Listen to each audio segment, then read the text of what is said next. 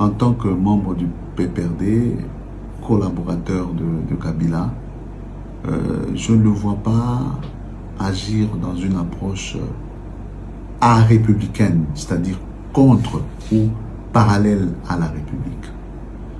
Je ne le vois pas être le chef de file d'une rébellion.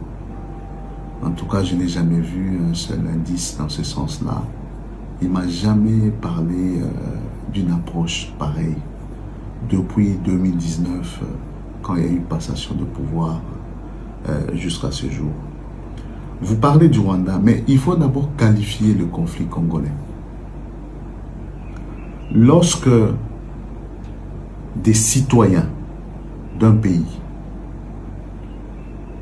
au lieu d'user de la méthode pacifique, comme nous autres, l'opposition, préfèrent prendre les armes pour faire la guerre contre un pouvoir établi, à cause de diverses raisons, malgouvernance, etc., ça s'appelle une insurrection, ou une rébellion, ou encore un conflit armé non international.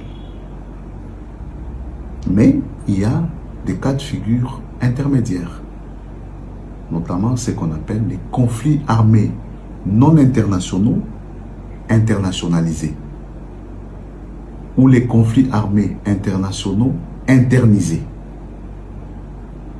Dans le cas d'espèce, j'estime, à mon humble avis, que nous sommes dans un contexte de conflit armé non international internationalisé.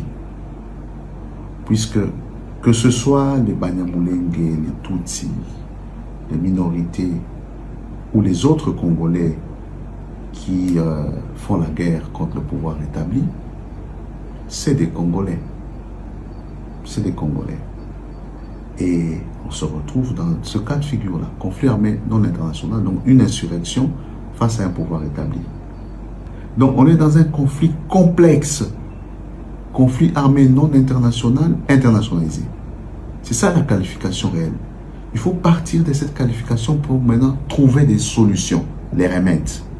Les remèdes doivent concerner l'aspect interne, comment régler le conflit armé non international. Pour nous, les pacifiques, c'est nécessairement par une démarche de dialogue, direct, ouvert. Et comment régler les considérations d'internationalisation. C'est aussi conformément aux règles diplomatiques consacrées sur la scène internationale.